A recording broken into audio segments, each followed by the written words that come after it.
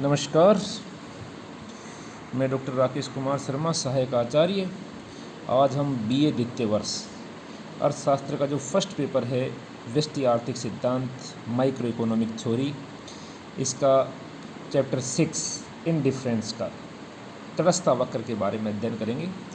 जैसा कि आपको बता दूं, तटस्थता वक्र या इंडिफरेंस कर्व, इसको हिंदी में तटस्थता वक्र, अनधिमान वक्र, उदासीनता वक्र, समसंतुष्टि वक्र आदि नामों से जाना जाता है। अब नाम से स्पष्ट है, इनडिफरेंस यानी कि डिफरेंस का अपोजिट। डिफरेंस माने भिन्न भिन्न और इनडिफरेंस माने भिन्न भिन्न नहीं, अभिन्न, समान, यानी कि ऐसा वक्र जिसके प्रत्येक बिंदु पर संतुष्टि का स्तर समान रहता है, उसी तटस्थता वक्र कहते हैं।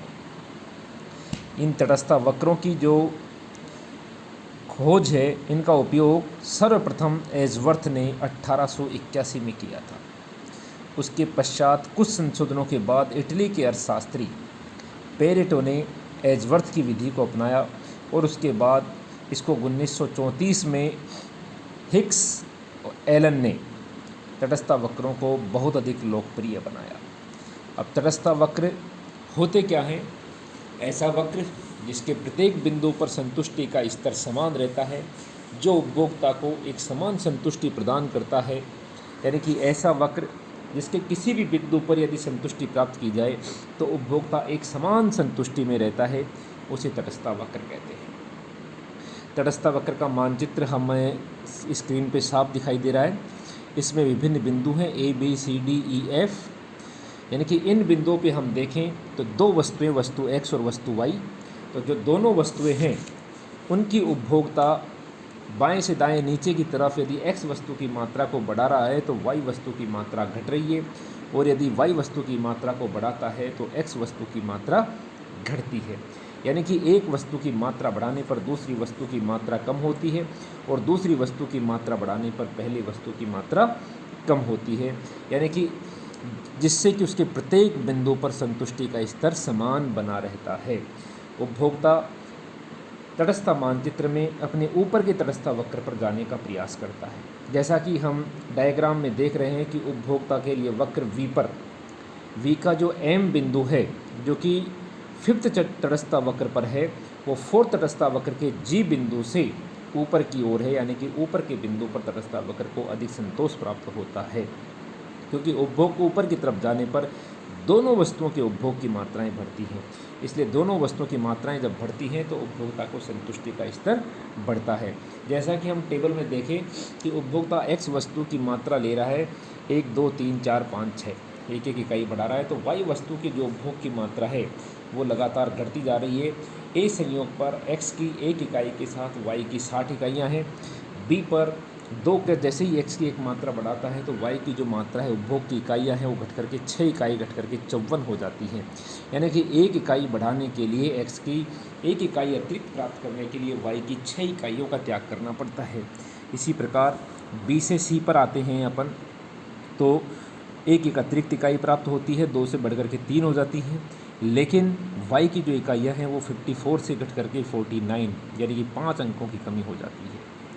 इसी प्रकार अपन C से D पे आते हैं तो x की एक अतिरिक्त इकाई बढ़ करके 3 से 4 हो जाती है, जबकि y की इकाइयाँ 49 से घट करके 45, यानी कि 4 इकाइयों की कमी हो जाती है। इसी प्रकार D से E पर आते हैं तो x की एक इकाई बढ़ करके 4 से 5 हो जाती है, लेकिन y की इकाइयाँ 45 से घट करके 42, यानी कि 3 इकाइयों की कमी होती है। इसी प्रकार E से F पर आते हैं तो 5 इकाइयों से बढ़ करके 6 इकाइयाँ x की हो जाती हैं, जबकि y की इकाइयाँ 42 से घट करके 40 रह जाती है, यानी कि 2 अंकों की कमी हो जाती है। अब इस टेबल को ध्यान से देखें तो हमें पता चल रहा है कि x की एक एक इकाई बढ़ाने के लिए y की अतिरिक्त इकाइयों का जो त्याग है वो पहले इकाई के लिए 6, फिर दूसरी एक अतिरिक्त इकाई के लिए 5, फिर तीसरी एक अतिरिक्त इकाई के लिए 4, फिर चौथी एक अतिरिक्त इकाई के लिए 3 और फिर पांचवी अतिरिक्त इकाई के लिए 2, यानी कि एक एक अतिरिक्त इकाइयों का जो मात्रा प्राप्त कर रहे हैं x की, उसके साथ y की जो इकाइयाँ हैं वो लगातार घटती हैं, लेकिन घटने का क्रम है वो घटता हुआ होता है। इसे ही हम प्रतिस्थापन की सीमांत दर कहते हैं। यानी कि प्रतिस्थापन की जो सीमांत दर है, एक वस्तु की अतिरिक्त इकाई प्राप्त करने के लिए दूसरी वस्तु की जो मात्रा है जिसको प्राप्त किया जा रहा है वो लगातार घटती हुई होती है। और प्रतिस्थापन की सीमांत दर घटने के कारण ही जो तटस्थ वक्रों का आकार है वो बाएं से दाएं नीचे की ओर झुका होता है, जिसको कि इसकी विशेषताओं के अंतर्गत अध्ययन किया जाएगा। तो ये मैं फिर एक बार बता दूं कि x की अतिरिक्त इकाइयाँ प्राप्त करने के लिए y की जो इकाइयाँ हैं वो लगातार घटती हैं, और जो घटने की जो दर है वो भी घटती हुई होती है। इसे ही प्रतिस्थापन की सीमांत दर कहते हैं।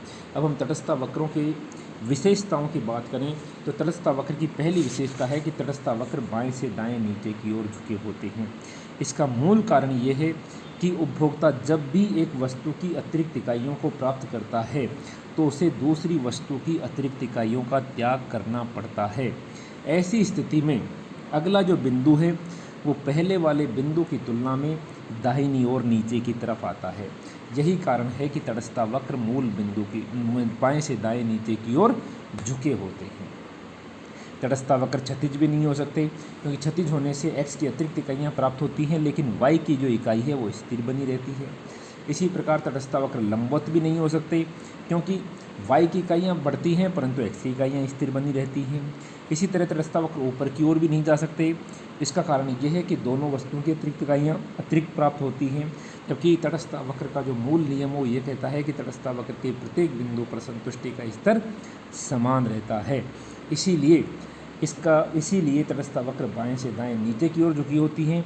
कारण फिर बता रहा हूँ कि उपभोक्ता x वस्तु की अतिरिक्त इकाइयाँ प्राप्त करने के लिए y की इकाइयों का त्याग करना पड़ता है। ऐसी स्थिति में जो अगला बिंदु आता है वो पहले वाले बिंदु की तुलना में दाहिनी ओर नीचे की तरफ आता है, इसीलिए नीचे की ओर झुके होते हैं। दूसरा होता है तटस्थ वक्र मूल बिंदु के उन्नतोदर होते हैं।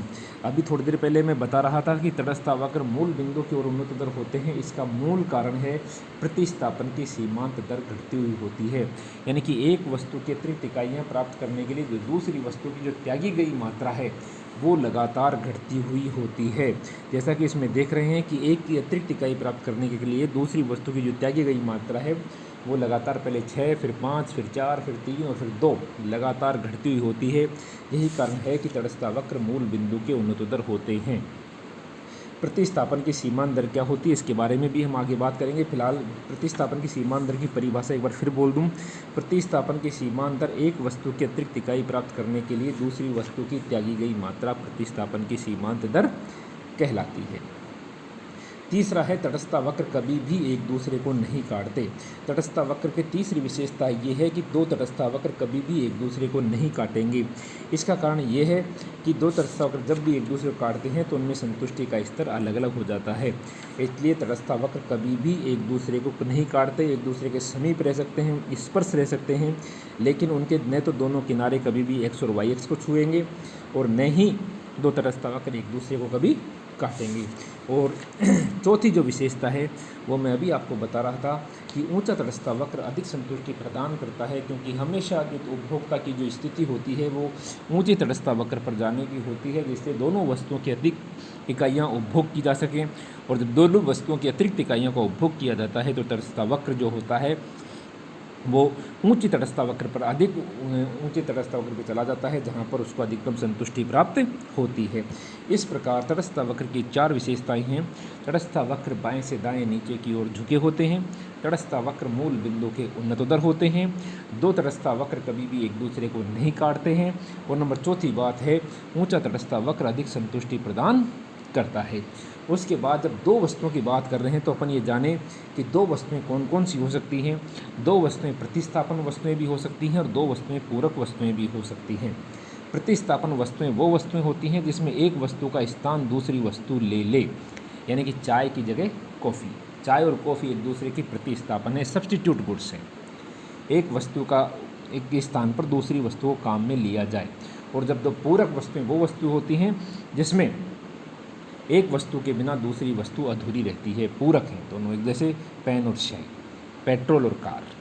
तो जब हम पूर्ण प्रतिस्थापन वस्तु की बात कर रहे हैं जहां एक वस्तु का स्थान दूसरी वस्तु ले लेती है, जब दो वस्तुएं पूर्ण पूरक वस्तुएं होती हैं, पूर्ण सब्स्टिट्यूट गुड्स होती हैं, ये क्वेश्चन कई बार आता है, तो ऐसी स्थिति में जो तटस्थ वक्र का आकार होता है वो एक सीधी रेखा के रूप में होता है। ऊपर से नीचे की तरफ सीधी रेखा के रूप में होता है। ऐसी स्थिति में जब पूर्ण प्रतिस्थापन होता है तो एक बिंदु से नीचे की तरफ जो आता है उसमें अतिरिक्त इकाइयाँ व्यर्थ चली जाती हैं। अतिरिक्त उपभोक्ता के लिए तटस्थता वक्र पूर्णतः लंबवत बन जाता है, पूर्णतः ऊपर से नीचे की तरफ, बाएं से दाएं नीचे की तरफ झुका हुआ एकदम सीधी रेखा का रूप ले लेता है। और जब पूरक वस्तुओं की स्थिति आती है तो तटस्थता वक्र का जो आकार है वो पूरी तरह एल आकार का हो जाता है। पूर्ण पूरक वस्तुएं जैसे चाहे कार और पेट्रोल की हम बात करें तो ऐसी स्थिति में तटस्थता वक्र का जो आकार है वो एल आकार का पूर्ण पूरक वस्तुओं की स्थिति में एल आकार का तटस्थता वक्र होता है, जबकि पूर्ण स्थानपन्न वस्तु की स्थिति में तटस्थता वक्र एक सीधी रेखा के रूप में होता है। तो ये तटस्थता वक्र के बारे में जो बातें थी वो आपको बताई गई। नंबर 1, तटस्थता वक्र वो वक्र होते हैं जिसके प्रत्येक बिंदु पर संतुष्टि का स्तर समान रहता है। और ये जो तटस्थता वक्र संतुष्टि का स्तर समान इसलिए रहता है कि एक वस्तु की अतिरिक्त इकाइयों को बढ़ाते हैं तो दूसरी वस्तु की इकाइयों का त्याग करना पड़ता है। और तटस्थता वक्र की जो विशेषताएँ हैं वो तटस्थता वक्र बाएं से दाएं नीचे की ओर झुके होते हैं। तटस्थता वक्र मूल बिंदु के उन्नतोत्तर होते हैं। 2 तटस्थता वक्र कभी भी एक दूसरे को नहीं काटते हैं। ऊंचा तटस्थता वक्र अधिक संतुष्टि प्रदान करता है। पूर्ण स्थानपन्न वस्तु की स्थिति में तटस्थता वक्र सीधी रेखा के रूप में होते हैं, जबकि पूर्ण पूरकता की स्थिति में तटस्थता वक्र एल आकार के होते हैं। बहुत बहुत धन्यवाद। इसके बाद तटस्थता वक्र का जो संतुलन है उपभोक्ता का वो नेक्स्ट स्लाइड्स में पढ़ेंगे। धन्यवाद।